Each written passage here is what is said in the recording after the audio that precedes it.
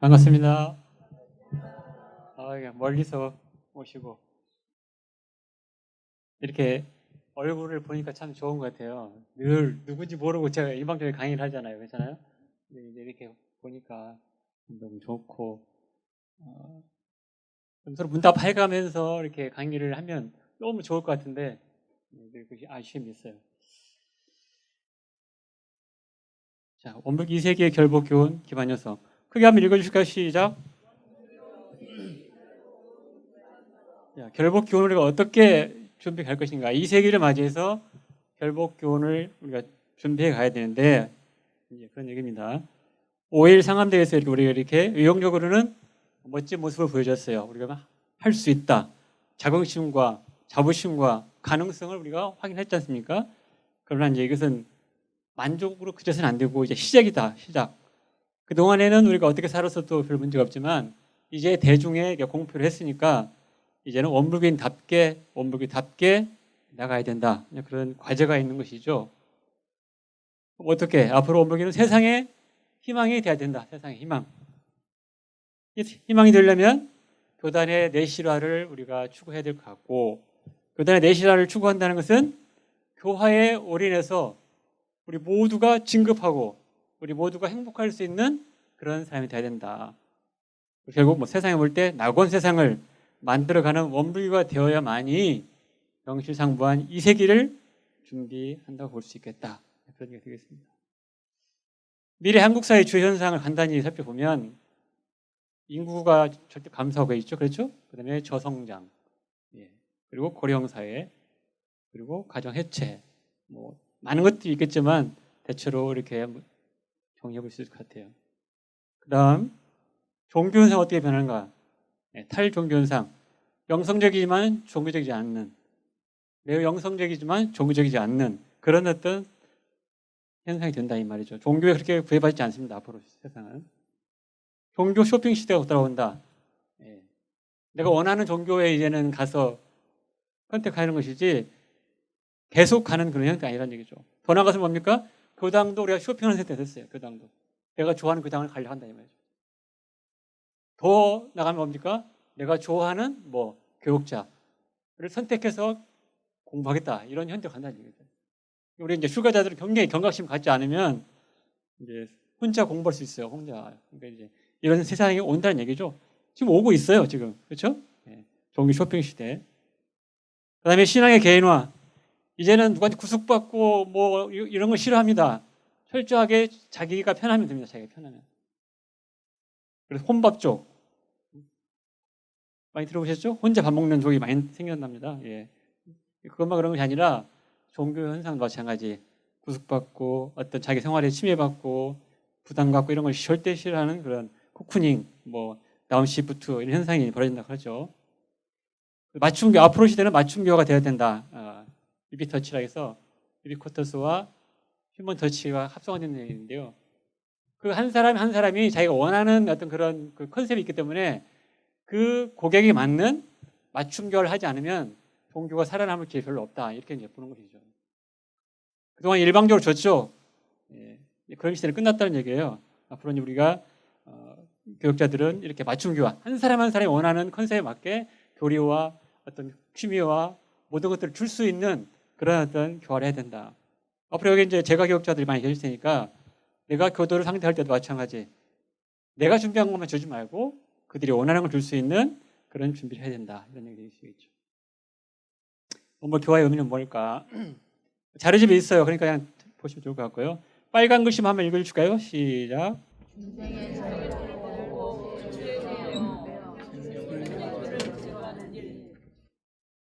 몰아서 말하면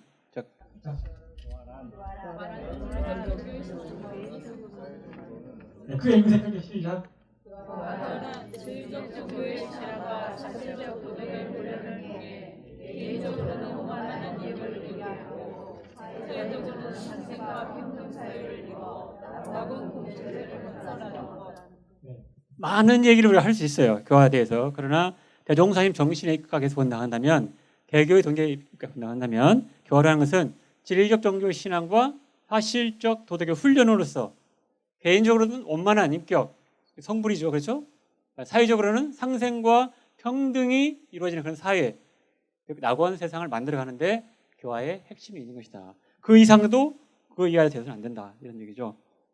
자, 종교의 본질과 원복의 교화. 도대체 종교의 본질은 무엇일까? 종교의 기능, 여러 가지가 있겠지만 지지 기능. 인류가 살기 좋아지고 많은 것이 발전되지만 그래도 늘 불안해하는 세 가지 있답니다. 세 가지가. 첫 번째는 미래에 대해서 예측할 수 없는 것, 불확실성, 그리고 무력감, 그다음에 희소성. 이 세 가지에 모든 사람이 직면해서 불안을 갖게 된다. 그래서 종교는 그런 3대 불안을 어떻게 완화시켜주는, 없애주는 지지 기능을 해준다. 이런 얘기죠. 그다음에 예언적 기능.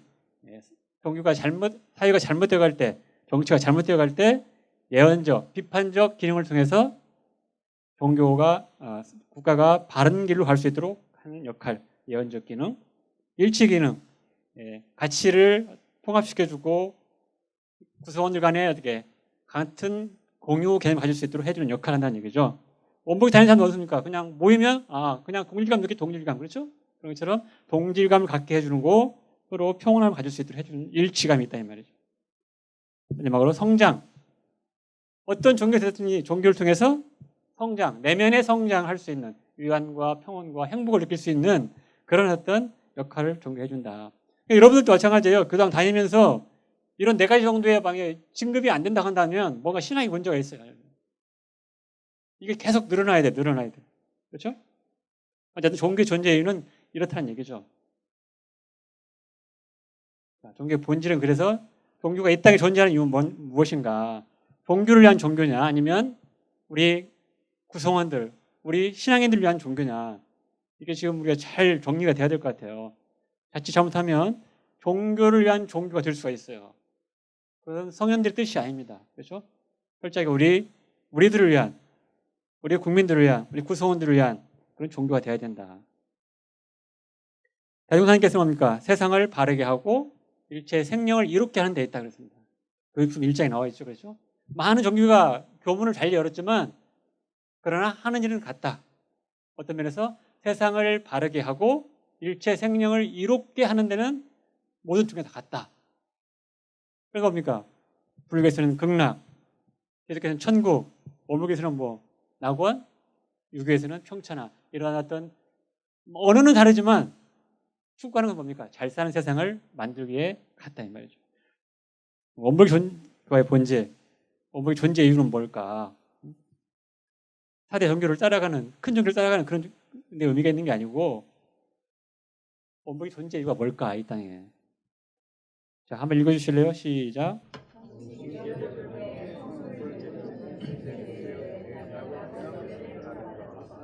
원불교 존재 이유는 이 땅 위에 낙원 세상을 건설하는 데 의미가 있습니다.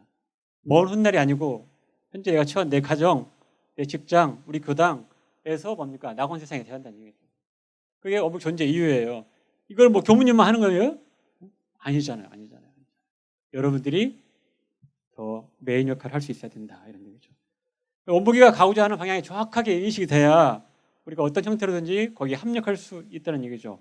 열심히 교당 다니고 교무님 말씀 잘 듣고 여기에 만족해서는 안 되고요. 도대체 대종사님 뜻이 무엇인가? 내가 원불교에 왜 다니는가에 대해서 확실한 정리가 되어 있어야 돼요. 자, 원불교 2세기 교화 방향. 미세한 것들은 이제 다음에 논의하기로 하고요. 큰 틀만 한번 얘기해 보겠습니다. 첫 번째는 교화 성장에 대한 새로운 인식이 필요하다. 교화라는 것은 종교 본질을 실현하는 것이고 대종사님의 개교 정신, 개교 이념, 개교 동기를 우리가 실현하는데 그 초점이 있다. 참교도는 어떤 사람들일까? 참교. 입교인, 교당 출석인, 입교 연수, 직책 유무 이런 식으로 우리가 교도를 평가해서는 안 된다. 오래 다녔으니까 직책이 높으니까 이건 아니옵시다. 물론 맞아 떨어질 수도 있지만 그렇지 않을 수도 있어요. 진짜 참 교도는 빨간 글씨 같이 읽으시게요. 시작.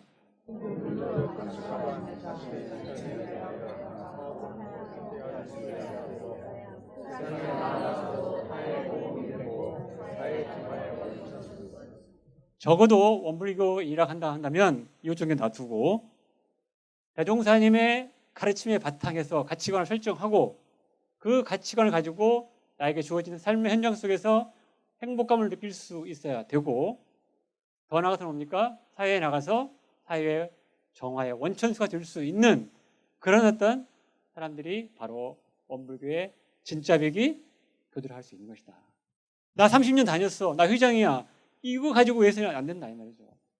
내 행복지수가 얼마나 높은지, 내가 사회에 나가서 얼만큼 정화수 역할을 하고 있는지 그 정도를 보고 원불교의 평가를 할 수 있어야 된다. 이런 얘기죠.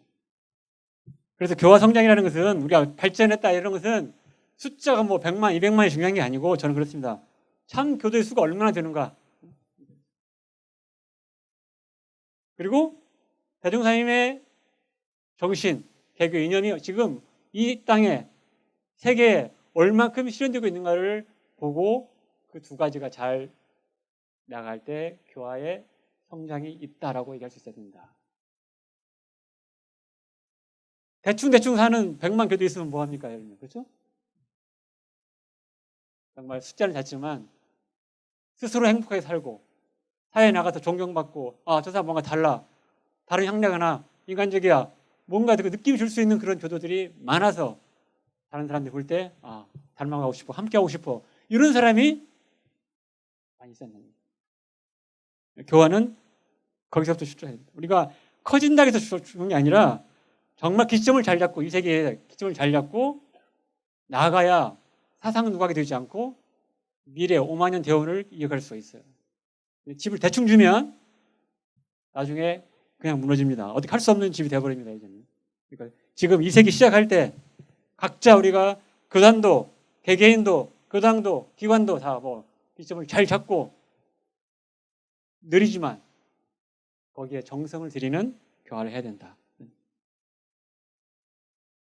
교당의 교화 구조 개선.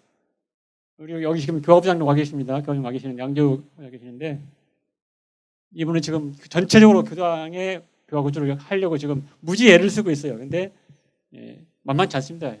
저는 이제 전체를 얘기할 수는 없을 것 같고 오늘은 교당의 교화 구조에서 어떻게 개선할 것인가, 이렇게 이제 교당 시스템을 어떻게 바꿀까. 첫 번째는 우리 교육자님 얘기했는데 제가 역할을 우리가 계속 확대해야 된다. 정말 우리 제가 교수님들이 너무나 공부를 많이 하시는 분도 많고 또 우리가 갖지 않는, 출가가 갖지 않은 전문성, 노하우 많이 있지 않습니까? 이것을 최대한 또 끌어내서 교화와 연결될 수 있도록 우리가 길을 열어줘야 된다. 상하관계가 아니라 그냥 파트너십으로 동반자로서 우리가 가야 된다. 이게 대종사님 정신이거든요, 사실은. 근데 이게 지금 뭔가 좀 잘 안 되고 있거든요. 그러니까 여러분들이 올바른 정신과 역할을 통해서 자꾸 그런 확대해 갈 수 있어야 되고, 제도적으로도 그렇게 우리가 열어가려고 하니까 이렇게 함께 노력하면 아마 윈윈하는 멋진 어떤 교단이 될 수 있을 것 같아요. 교당에서 교무님들은 정말 자기 본부사, 교화의 그 어떤 뭐랄까 가장 중요한 부분 집중하시고 나머지는 다 넘겨주시고 교수님이 다 알아서 할 수 있도록 그렇게 했으면 좋겠어요. 그 부분은 더 논의를 해야 되겠지만 어쨌든 제가 역할을 확대를 했으면 좋겠다. 조직 통일, 조직 일원화. 우리 시스템은 교화단입니다. 교화단. 모든 조직을 이제 교화단으로 통일을 시켜버려야 돼요. 회장이 왜 필요합니까? 사실은 뭐 주무가 왜 필요하고 지금 순교가 왜 필요합니까? 단장 주방이 다 하는 거예요. 그 부분 단장 주방. 조직이 너무 많이 벌어져 있어요. 지금 단장 중앙, 즉 교화단이 메인 조직이 돼야 되고 그 조직의 모든 걸 다 흡수할 수 있어야 되고 거기서 소화해낼 수 있어야 된다. 이것도 지금 관성이 있기 때문에 이게 이제 저항이 있어요. 저항이 있지만 그러나 과감히 떨어버리고 교화단 중심으로 최상위단이 회장하면 되는 것이고 내용적으로 그 다음에 순교 잘하는 분이 단장이 순교하면 되는 것이고 단장이 순교해야죠. 그렇죠? 예를 들면 모든 조직은 교화단으로 풀어가야 된다. 그런 얘기고요. 훈련센터가 된다. 훈련센터. 어디가? 교당이. 우리가 1년에 뭐 한두 차례, 한 차례. 그렇죠? 한 차례 뭐 만덕산 가고 삼도원 가고 뭐 어디 가고 훈련 받고 오시죠, 여러분들? 그래가지고 얼마나 변할 수 있을까요, 우리가? 변할 수 없어요. 어디가 훈련이 돼야 되느냐, 센터가 되느냐, 각 교당이 훈련 센터가 돼야 돼요. 언제든지 할 수 있는 훈련 센터가 돼야 돼요. 대종사님 그렇게 하라고 밝혀 주셨는데 우리는 1년에 한 차례 1박 2일 그것도 오면서 항상 빼면 뭡니까? 하루도 안 돼. 그리고 훈련했다 하고 있고 예를 들면. 그럼 얼마나 변화될 수 있을까요, 그것이? 그럴 수 없어요.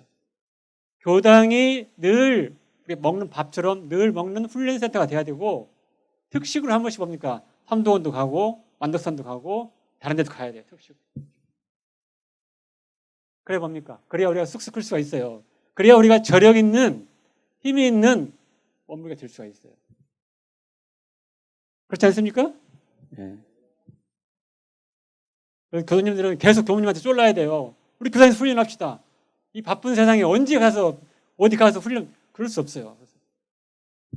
언제든지 교당에서는 오픈해놓고 3명이 됐든 5명이 됐든 10명이 됐든 훈련시키면 됩니다. 법회 형태, 예, 법회 형태. 현재처럼 설교 중심 가지고는 안 된다. 나중에 컨셉이 아니에요. 이것은. 우리는 교화단 시스템이지 법회 설교해가지고 뭘 감독 이런 시스템이 아니라니까요. 바꿔야 돼요. 그래서 지금 4번 하는 설교도 저는 1번이나 2번 아쉬우면 2번 정도 하시고 2번 정도는 과감하게 그냥 교화단 법회 볼 수 있도록 해서 자기들이 알아서 하시고 그분들은 뭐 문답감정 해주면 되는 것이고 법문을 내 것을 확실히 알아야 뭐 교수들이 살아가죠. 맨날 주는 밥만 먹고 살 거예요. 바꿔야 돼. 이것도 사실 쉽지 않은데 쉽지 않지만 해결할 과제입니다. 지금 안 바꾸면 또 어려워져요. 얼마나 지금 우리 교수님들이 지성이 참 저희들 훨씬 높잖아요. 높은데 그 설교 하여튼 애쓰시잖아요. 교무님들. 그렇죠? 애쓰시고 듣는 사람도 애쓰시고 하시는 분도 애쓰시고 걸리면 그러지 말고 그냥 경전 놓고 같이 공부하면 되는 거죠. 뭘 아는지 어떻게 써봤는지 왜 안 되는지 서로 문답하면 되는 것이죠. 자, 그 다음에 이제 교화단교화. 그렇죠? 대종사님 서품 5장에 밝혀주셨습니다. 우리 교화의 핵심은 교화단 훈련이에요. 조직교화. 교화단은 달리 표현한 겁니다. 조직교화예요, 조직교화. 철저하게 조직교화를 통해서 짜임새 있게, 내실 있게. 그래서 그 당의 교화단이 정착이 되어버리면 교무가 바뀌어도, 교문이 바뀌어도 그 교당은 계속 지속적으로 갈 수 있는 거예요. 그게 안 되니까 뭡니까? 교문이 올 때마다 이게 바뀌어야 됩니다. 그러면 안 돼요. 그러면 안 되고 교화단 교화를 통해서 자생력이 있어요. 자생력. 그럼 볼까요? 자생력이? 네. 자, 왜 교화단이 중요한가에 대해서 대종사님, 정산종사님, 대단종사님 축축축 승인이 밝혀주셨어요. 너무너무 많은 지금 내용이 있는데 다 할 수는 없고 너무너무 중요하다 밝혀주셨음에도 불구하고 우리가 익숙하지 않기 때문에 좀 거리를 두고 있다 이 말이에요. 거리를 두고 있어요. 그 좋은 법을 놔두고도 우리가 거리를 두고 있어요. 조용계 목사는 뭡니까? 순복음교회죠. 예. 순복음교회도 12명 가지고 시작합니다. 구역조직으로 지금과 같은 어마어마한 숫자를 만들어내는 구역조직은 교회 성장의 필요 충분 조건이 절대적 조직이다. 조용계 목사님이 뛰어난 영성도 있겠지만 그 조직을 활용했기 때문에 가능했던 거죠. 가능했던 거. 오카노 목사님 돌아가셨지만 사랑의 교회 오카노 목사님 제자 훈련 우리처럼 다락방을 통해서 이분들도 마음에서 시작해가지고 6만 명을 만들어 놓고 돌아가셨어요. 그러면. 철저하게 이분은 교육을 시켰습니다. 누가 떨어져 나가도 시켰어요. 갈 사람은 가십시오. 나는 101개의 교회를 만들지 않겠습니다. 하고 이 사람 시작하신 거거든요. 소신이 있어야 되거든요. 소신이. 우리 우리 교수님들도 마찬가지예요. 교화단이 그냥 뭐 만들어놨으니까 간다 이게 아니라 대종사님이 경륜이에요. 너희들 교환 앞으로 이렇게 하라고 하셨어요. 그럼 이것을 어떻게 이 시대에 맞게 맛깔나게 할 것인가는 우리 과제죠. 그러나 이것을 어렵다고 놓고 제 차선책으로 좀 쉬운 걸로 이렇게 해서는 안 된다. 이런 얘기죠. 훈련 강화. 훈련을 강화해야 된다. 훈련. 아까 말씀드렸죠? 교무님의 그 정성 어린 설교도 물론 중요하지만 설교 말씀 가지고는 사람이 변하기 쉽지 않습니다. 직접 내가 해보고 시행하지 않으면 결코 사람은 변하기 쉽지 않습니다. 그 아름다운 언어, 그 감성 어린 그런 말씀을 듣고 변하는 사람들은 정말 상근기의 소수의 사람이에요. 어떻게 됩니까? 사실적 도덕의 훈련을 계속하는 수밖에 없어요. 우리가 습관을 바꾸는 게 쉽습니까? 그게? 그렇지 않잖아요. 리얼하게 자기 심중의 내용을 드러내놓고 동지들로부터 감정받고 그렇게 해서 뭔가 변화가 있는 것이지 그렇게 안 내놓고 진급할 수 있겠어요? 훈련을 강화해야 됩니다. 훈련. 네. 마찬가지 그 본문도 왜 훈련이 중요한가 해주셨어요. 자, 한번 같이 읽어보실까요? 대중사님 시작.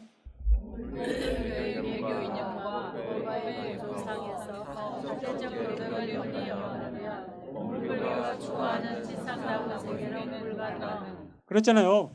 개교성경 보면 뭡니까? 일제 생긴 파란고에 생활을 하고 있다. 낙원 세상 가기 위해서는 진리적 종교 신앙과 사실적 도덕의 훈련을 해야 된다. 딱 밝혀주셨죠? 명제가 명제, 그것은. 요령으로 하지 말고, 테크닉으로 하지 말고, 이 길로 가라 딱 해주셨어요.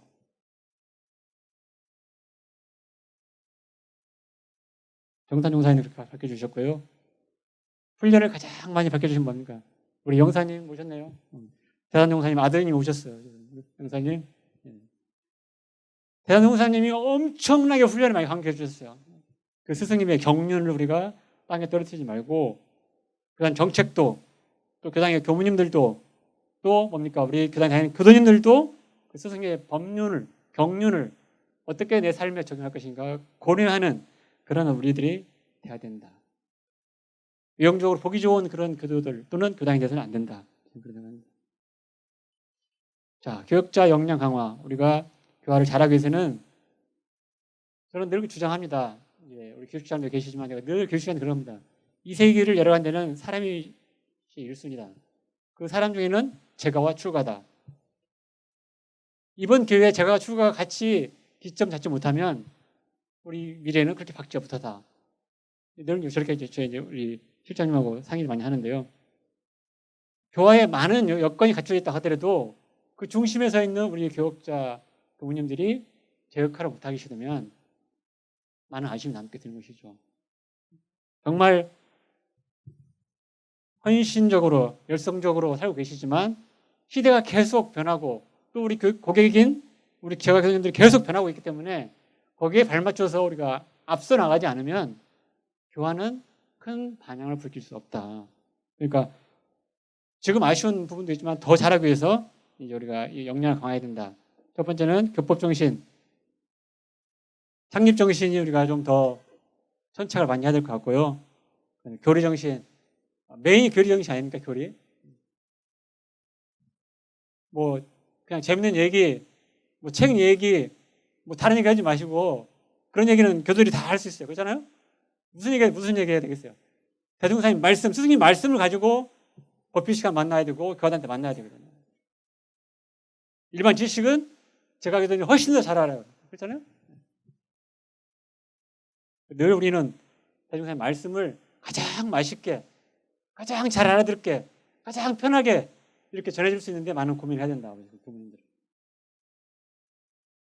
헌규정신, 내 마음대로가 아니라 헌규, 우리 교원 있잖아요, 교원. 우리 교법, 법 있어요, 법.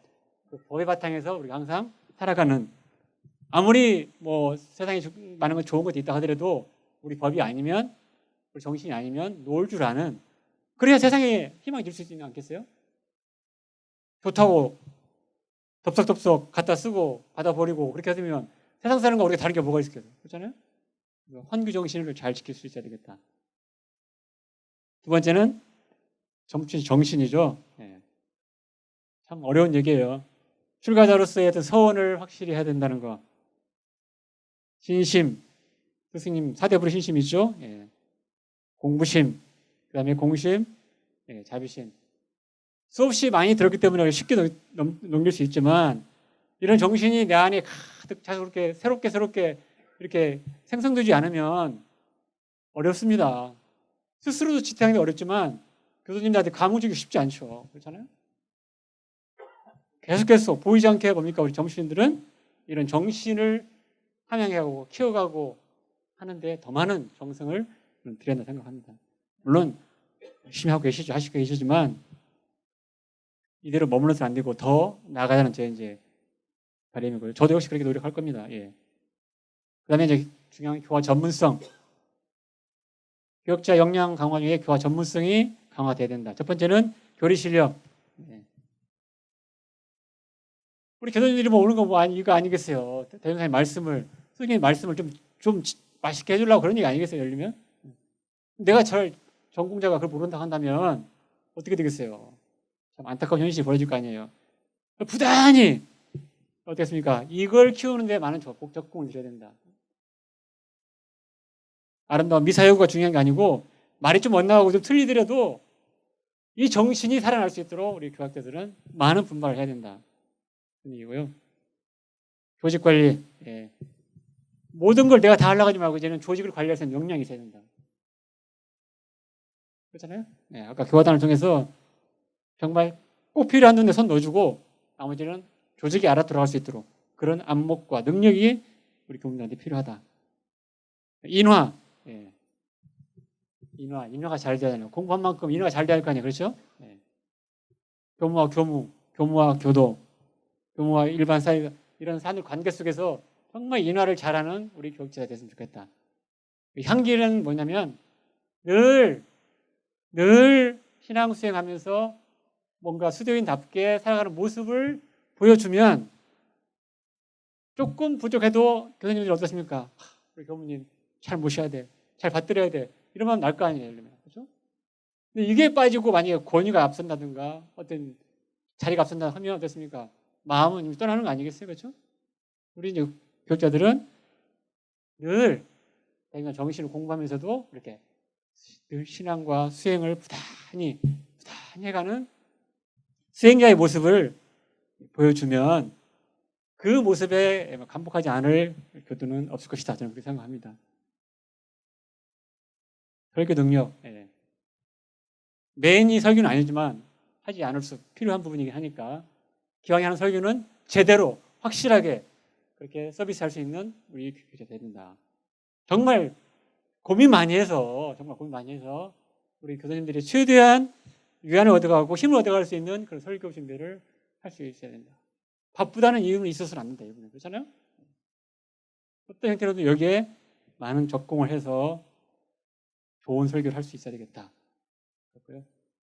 의뢰 상담 잘해야 되겠죠. 예. 그래서 결국 시대의 통찰력 그런 내용도 안으로는 중요하지만 이 시대가 어떻게 변하는지 앞으로 미래 시대는 어떻게 변하는지 이런 통찰 능력을 가지고 전체적인 흐름 속에서 우리 교도들의 앞날을 어떻게 이끌어갈 수 있는 그런 힘이 있어야만이 우리 교육자가 정말 제대로 된 교무로서 역할을 할 수 있지 않겠냐 그런 생각을 전해드립니다. 미래교화 특성화인데요. 예, 미래교화 특성화. 미래교화는 이런 부분을 좀 특성화했으면 좋겠다 그런 얘기입니다. 예, 사이버교화입니다. 사이버교화. 지금 우리 교화부에서도 굉장히 이 부분을 많이 지금 사람 두 사람을 배치해가지고 미래 시대에 지금 승부수를 띄우려고 준비하고 있어요. 아마 야심작이 나올 거라 생각하는데요. 어쨌든 세상은 이제는 어디 꼭 묶여진 오프라인에서만 이루어지는 것이 아니라 사이버 상에서 많은 것을 이루어질 수 있는 그런 시대가 오기 때문에 여기에 많은 투자와 어떤 그런 아이템이 나와야 된다. 이런 얘기죠. 그런 면에서는 지금 원디대가 굉장히 미래의 꿈나무예요, 사실은. 우리 교단이. 그렇죠? 늦게 출발했지만 교단의 굉장히 어떤 그런 효자노설 학교가 바로 원디대. 그러니까 원디대 졸업하신 분들과 지금 다니는 분들 자긍심 가지고 있으셔야 돼요. 청소년 교화. 예. 뭐 이건 말할 필요 없겠죠. 모든 종교가 지금 고민하고 있어요. 청소년 교화 때문에. 모든 종교가.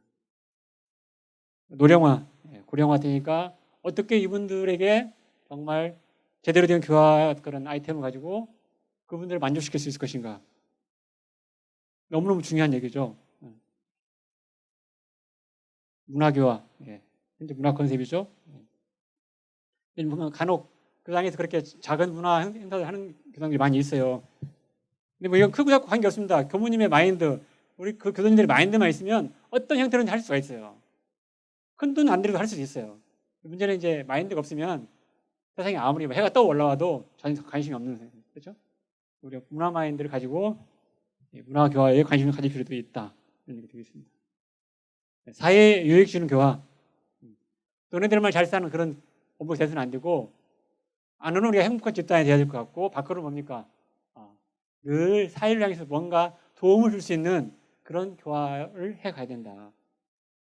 교단에서 경쟁도 할 수도 있어요. 그러나 개 교단에서, 개 기관에서 그 지역사회에 뭔가 도움을 줄 수 있는 것이 있으면 찾아서 작지만 시행하시기 바랍니다. 그래서 저 종교는, 저 원불교는 자기들만의 어떤 그런 어떤 신앙체가 아니고 정말 세상을 위해서 뭔가를 하려는 그런 진정성이 보인다라고 느낄 수 있도록 그렇게 좀 관심 가지고 한 걸음씩 내디뎌야 된다.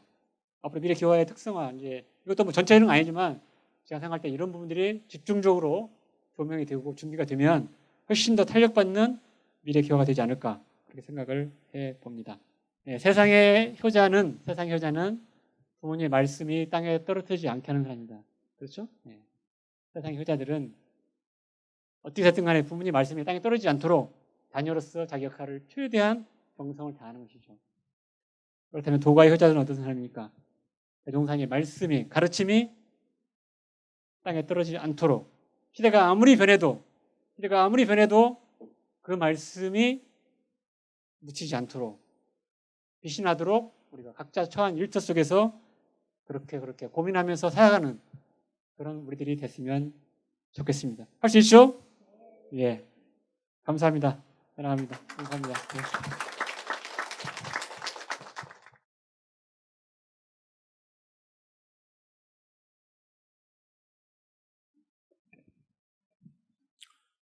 예, 반갑습니다. 오늘 이렇게 많은 그 교도님들이 오실 줄은 진짜 생각을 못 했고요. 그래서 저희끼리 아마 조그마한 세미나를 하는가 보다 이렇게 생각을 했더랬습니다. 우리 원불교는 그 원고에 나와 있는 대로 1세기 동안에 합리적인 교화 정책과 그다음에 출가 교육자의 그 정말 헌신적인 혈성, 그리고 신심 있는 제가 교육자들의 노력이 합쳐져서 외적으로는 괄목할 만한 그 성장을 이루었습니다. 무엇보다도 그 원불교 위치가 작은 규모의 교단이지만 4대 종단에 들었다고 스스로도 이렇게 자유할 만큼 이렇게 위치에 오기까지는 정말 그 스승님들과 교화 1세기를 장식하신 분들의 은혜가 크다는 것을 다시 한번 생각을 하게 됩니다. 그리고 그런 그 외적인 성장은 이루어졌지만 대내의 종교 환경은 상당히 이제 변화가 됩니다. 뭐 아시다시피 인터넷이나 각종 언론 매체가 활성화가 되면서 과거에 그 종교를 통해서 얻어왔던 지식들을 이제는 직접 얻게 되고요. 이렇게 되다 보니까 폐쇄된 사회가 열린 사회로 열리고 또 종교 간의 경계가 허물어집니다. 제 후배 아이가 쌍둥이가 있는데 고등학교 1학년 아이들이에요. 어느 날 그 친구 부인이 여보 얘들이 교회 나가는 것 같아 그러더라는 거예요. 얘네 집안은 독실한 그 캐토릭 집안입니다. 그리고 아이들도 빠짐없이 저기 성당에 나가고 신부님을 보좌해서 그 왜 아이들이 뭐 서는 거 있죠. 예, 그거를 하는 아주 그런 집안인데 깜짝 놀라서 아이들 불렀답니다. 어떻게 된 거냐 그랬더니 머뭇거리더니 맞다는 거예요. 얘들이 오전에는 성당에 미사를 나가고 오후에는 교회에 나간다는 겁니다. 이제 선생님이 아마 이제 소개를 해서 했는데 문제는 그러면 어떻게 할 거냐? 의리로 보면은 그 성당 천주교인데 교회가 재밌다는 겁니다. 그래서 제 후배 얘기가 얘들은 아마 내가 강권하지 않으면 교회로 갈 것 같다는 얘기를. 이거는 그냥 실제적인 얘기입니다. 남 얘기가 아니고 아마 우리 아이들도 그러고 있을지도 몰라요. 그만큼 종교 간의 경계가 허물어지고 합쳐진 그런 상황에 와 있습니다.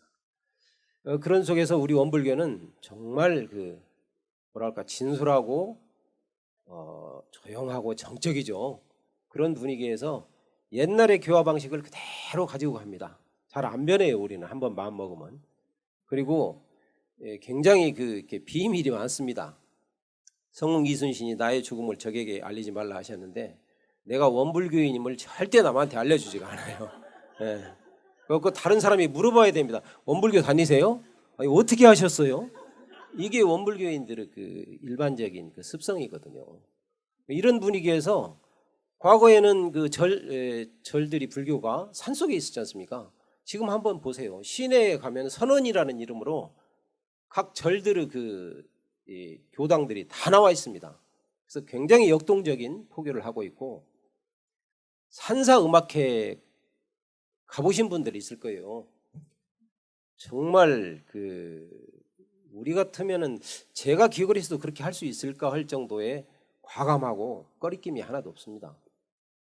교화 동력은 누가 뭐래도 출가 교역자입니다. 아까 이제 제가도 이제 슬슬 알아주기 시작은 하시는데 출가 교역자분들이 우리 교화 동력이시죠. 그런데 어떻습니까? 지금 신규 교역자 우리 출가 교역자분들 지원율이 굉장히 떨어져 있죠. 물론 종교 전반적인 현상이긴 합니다. 아까 말씀드렸듯이 인터넷이나 이런 것 때문에 젊은 애들한테는 종교의 필요성이 거의 뭐 그렇게 없어졌어요. 그렇게 보시면 이해하기가 쉬울 겁니다. 그런데 이런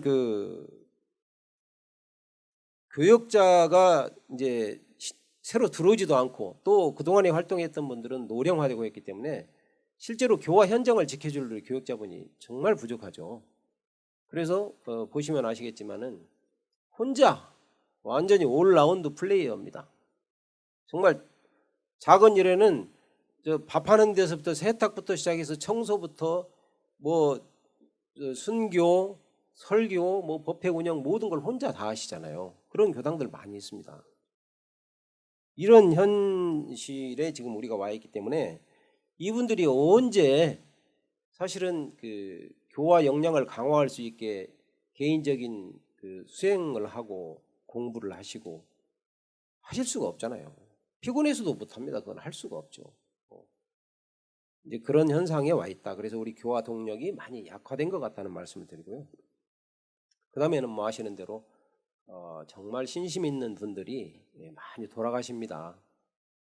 이제 전 교당이 고령화가 되고 그런가 하면 아까 그런 여러 가지 사유로 젊은 층들은 들어오지 않고 재미가 없거든요. 또 아까 그 천주교 예를 됐는데 아마 우리도 젊은 애들이 재미없다고 할 거예요. 이런 교화는 아까 끌려야 되는 거거든요. 서로 끌려야 교화가 됩니다. 그냥 뭐 억지로 훈련을 하고 뭘 아무리 해도요. 사랑이 그냥 됩니까? 끌려야 돼요. 그러면 어떻게 끌리게 할 거냐? 이게 제가 생각하는 교화의 핵심입니다. 그래서 그러면 결국은 사람이 해야 되기 때문에 1번으로 우수한 인재를 양성해야 된다는 내용이 1번으로 들어갔습니다. 그래서 뭐 훈련을 강화해야 된다 하는데 누가 훈련시킬 거예요? 우리 이제 아까 정책연구소장님도 우리가 교화단 훈련이 정말 중요하고 그걸 통해서 모든 게 이루어져야 된다는 건 맞아요. 근데 현재 교당의 현실을 보면요. 교화단 훈련 시킬 사람 없어요. 교화단 활동이 안 됩니다. 그래서 이걸 어떻게 할 거냐죠. 결국은 사람이에요. 제가든 출가든 이걸 훈련시킬 수 있는 정말 열성적인 교육자들을 시급히 만들어내야 됩니다.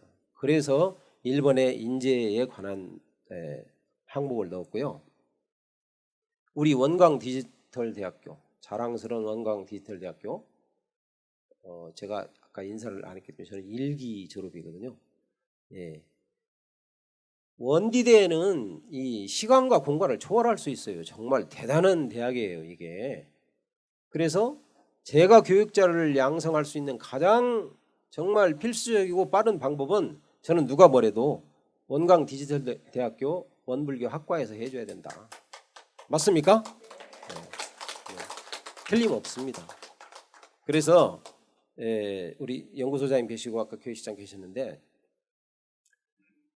우리 교화 훈련부 또 차장이시니까 우리 교수님도 최미숙 교수님이 각 교당에 문서를 내려보내야 돼요. 제가 교육자 중에서 1년에 한 명씩은 각 교당에서 꼭 와야 됩니다. 의무적으로 보내달라 부탁해야 돼요. 아니 왜냐면은 한 명만 해도 숫자가 많거든요. 왜냐면 내년도 하고 내년도 해야 되기 때문에 한꺼번에 다 보내면 나중에는 또 다 받았다가 하면 큰일 나잖아요. 예. 한 명 이상이죠. 한 명이 아니고. 예, 한 명 이상이고 그다음에 꼭 보수교육을 해야 되겠다. 그래서 원디대가 그렇게 특성화됐으면 한다. 다른 교육기관들이 많이 있지만 그런 교육기관을 특성화하자는 말씀을 드리고요.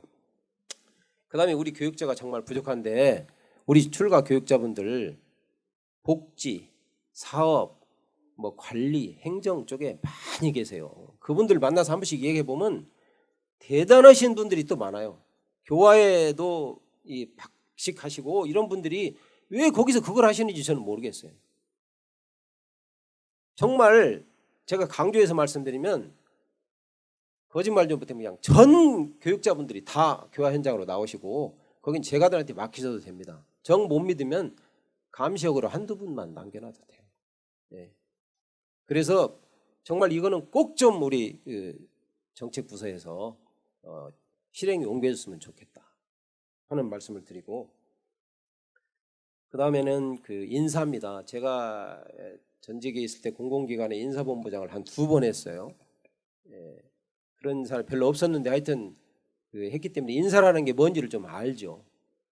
우리 원불교 인사가요. 제가 군대 장교로 했었는데 군대에서 상명하복 때문에 그 장군들이나 아니면은 그 연대장급이 이렇게 다른 데로 옮겨갈 때 자기의 핵심 참모 한두 명 정도를 같이 데리고 갈 수 있게 이렇게 도와줍니다. 도와주는 그런 제도는 봤는데 우리 같이 이렇게 그게 강한 조직도 저는 없을 거라고 봅니다. 우리는 상급 성직자가 바뀌면은 전 교무진이 다 바뀌어야 돼요. 간사까지 다 바뀌어요. 오시는 분들이 실력이 없다는 건 아닙니다. 오시는 분들은 또 훌륭하신 분들이 와요. 제가 보면은. 근데 이분들이 팀을 이뤄가지고 10년, 15년 막 같이 다니셔. 그러니까 일하기는 편해. 왜? 말할 필요가 없어.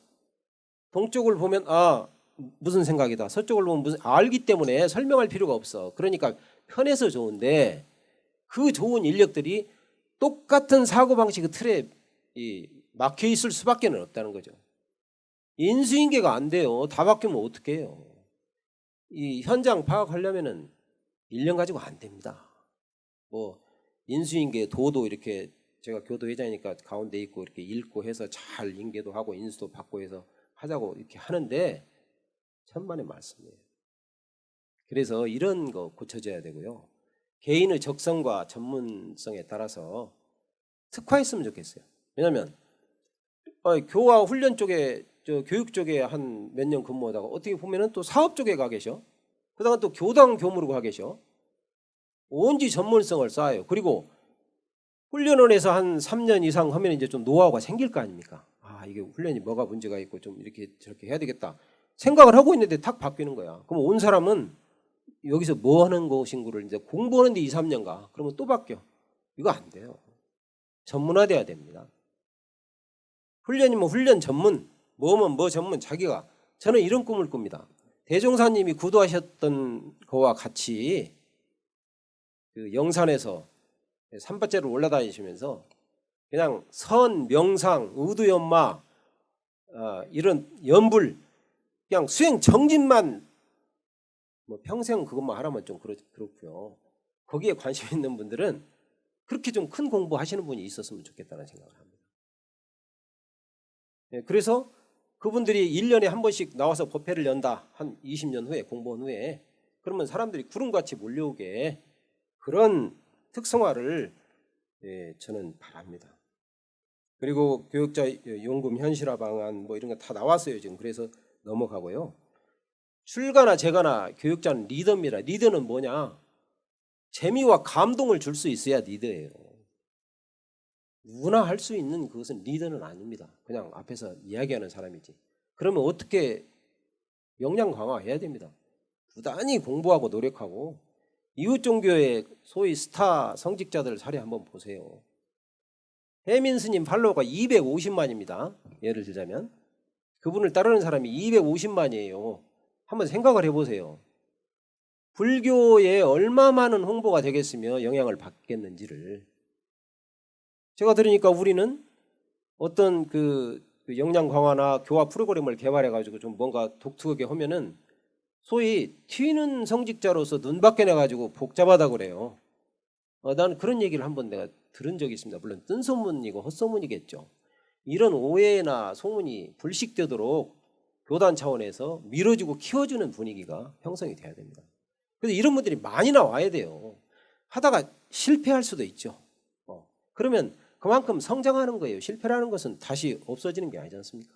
이렇게 우리 교육자분들을 키워줘야 된다. 그런 생각을 좀 했고요. 네, 빨리 가야 됩니다. 지금 시간이 없어요.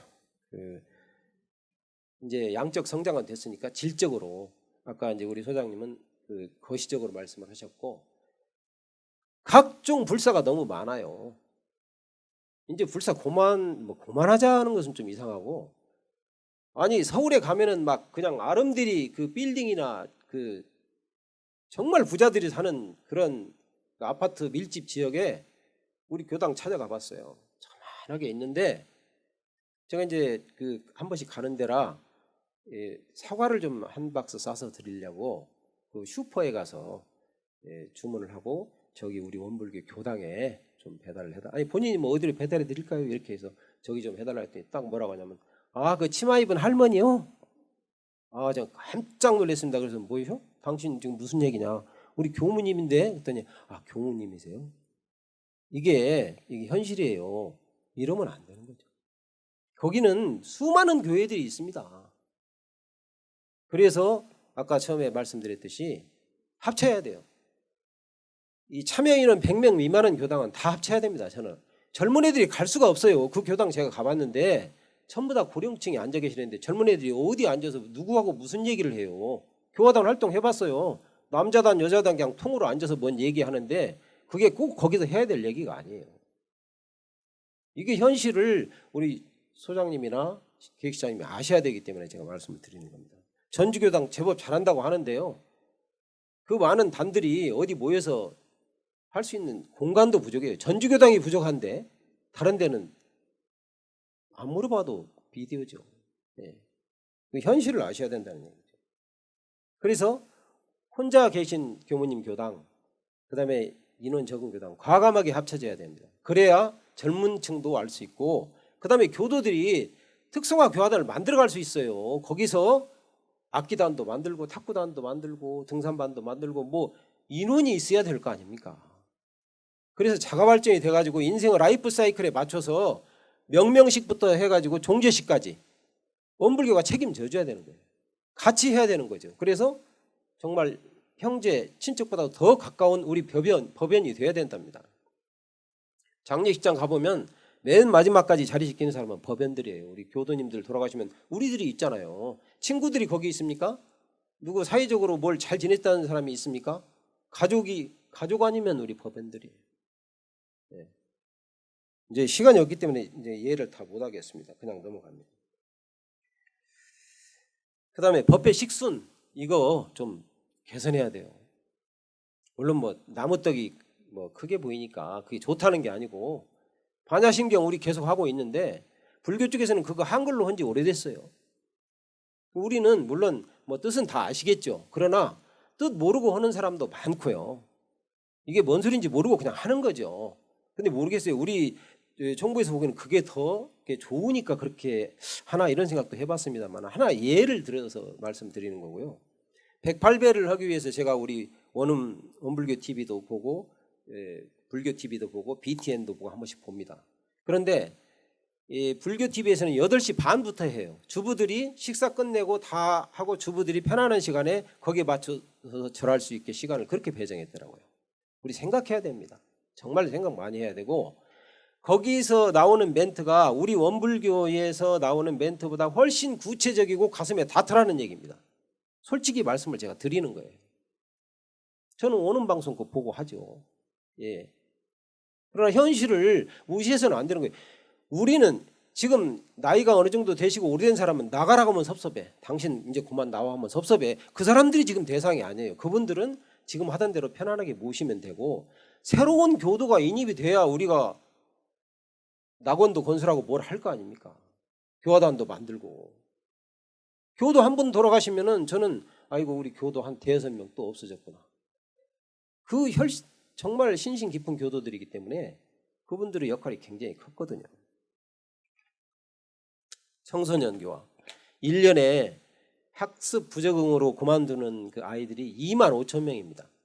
총 5만 명인데 해외도 나가고 질병도 있고 뭐 폭력에 당하기도 하고 이런 아이들 빼고 그냥 멀쩡하고 다 그 건강한데 학습이 부적응하다는 거예요. 물론 이제 공부를 못한다는 의미도 되지만 그거 아니라 공부가 소질이 없고 다른 쪽에 소질이 있는 애들도 많이 있거든요.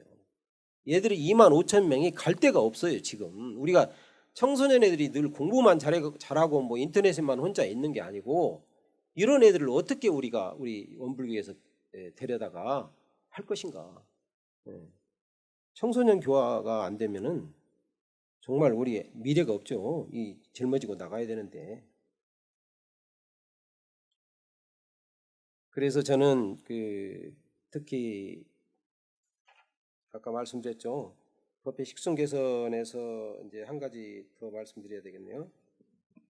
설교에 대해서 말씀드리려고요. 왜 그러냐면 아까 이제 우리 정책연구소장님이 이제 설교 중심보다는 교화단 활동 중심으로 말씀을 하셨어요. 맞는 말씀입니다. 뭐 이렇게 조직도 복잡하게 하지 말고 하나로 가자는 것도 맞는 말씀이에요. 근데 전제가 있어요. 어느 정도 인프라가 구축이 됐을 때 그게 가능합니다. 사람이 없어요. 사람이. 그런데 어떻게 누가 교육을 시키겠어요? 그래서 처음에 사람을 끌을 수 있는 것은 저는 누가 뭐래도 설교입니다. 핵심입니다. 감동과 재미를 줄 수 있는 설교. 잘 된다는 교회나 절이나 한번 보십시오. 정말 거기에는 대중의 사랑과 지지를 받는 설법, 설교를 담당하는 목사나 스님이 반드시 계십니다. 불교 쪽에 나무 아래서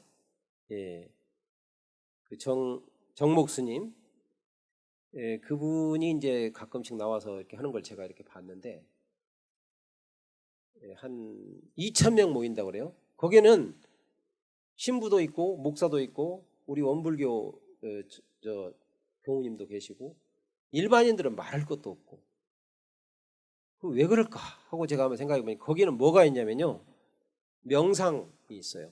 명상이 있고 그다음에 음악이 있습니다. 따뜻한 음악이 있고 그다음에 지혜로운 말씀이 전해지고 그다음에 사연이 있어요. 스토리가 그 시청자나 아니면 참석한 사람들의 그 스토리 편지를 읽어주고 거기에 대해서 위로해주고 같이 울고 웃어주는 이게 법회가 그렇게 열린 법회가 되다 보니까 이거는 감동을 받아서 사람들이 막 가는 거예요. 천주교구장이 이제 곧 끝내겠습니다. 천주교구장이 전주교구장이 하는데 이제 맨 마지막이에요. 우리가 창립 정신으로 같이 이제 손잡고 가자는 얘기입니다. 그러기 위해서는 초심으로 낮춰져야 된다는 얘기예요. 그분은 이런 얘기를 해요. 자기 그 성도가 종교 체험을 말할 때는 이게 종교 체험이라는 것이 우리로 말하면 감상담이나 강연이에요. 할 때는 자기는 어떤 종교 의식상 단 위에 올라가서 평소에 앉아 있는데 그분이 종교 체험을 발표할 때는 자기는 단 아래에 내려가서 그 사람이 위에 있고 하는 얘기를 경청한다. 그러면서 늘 회개하고 반성한다. 내가 목회자로서 우리 그 성도들이 정말 잘 나갈 수 있도록 역할을 다 했는지. 우리 교단품 7장에 보면은 전무 출신에 대한 얘기가 나오지 않습니까? 보살행을 해야 되고 정말 이 공도에 다 바친 그 거룩함을 인정을 하시면서 그러나 초심을 잃게 되면 죄를 몇 배로 받게 된다는 그런 무서운 말씀을 하셨어요. 자, 우리 제가교육자는 교무님들이 행복해야 우리가 행복합니다. 그건 틀림없어요. 교무님들이 불행하면은 제가교육자 행복하지 않아요. 저희 어머니께서 돌아가시기 전에 절대 교무님 마음 상하게 하지 마라. 공사에 그 몸을 바치시는 분들이 마음 상하게 하지 마라. 이러셨어요. 이제 물론 그러기 위해서 더 지키려고도 하지만 의견이야 어떻게 늘 같겠어요. 달라요. 그러나 우리의 교무님들, 특히 높이 되신 교무님들이 어느덧 자신도 느끼지 못하는 사이에 내가 혹시 자존감이 너무 세져가지고 집착하지 않나, 아상에 빠져 있지 않나, 내 후배 교무들의 의견을 너무 무시하지 않나, 제가 교육자들이 떠받들어 주니까 내가 나 스스로를 혹시 잊은 건 아닌가, 이거 한 번쯤 생각해 보셔야 된다는 말씀 감히 드립니다. 그리고 우리 원불교는 정말 그 어느 종교보다도 맑고 깨끗하고 혈성을 가지고 계신 우리 교우님들이 계시기 때문에 우리 미래는 밝다고 저는 보고, 지금 정책연구소와 기획실에서 내놓으신 이런 좋은 의견들이 꼭 실행되기를 바랍니다. 제가 드릴 말씀이 거의 다 들어가 있더라고요. 근데 실행이 안 돼. 내년 2회 때 혹시 발표자가 1회 발표 결과 이렇게 실행됐다. 시간 많이 남았습니다. 이상 마치겠습니다.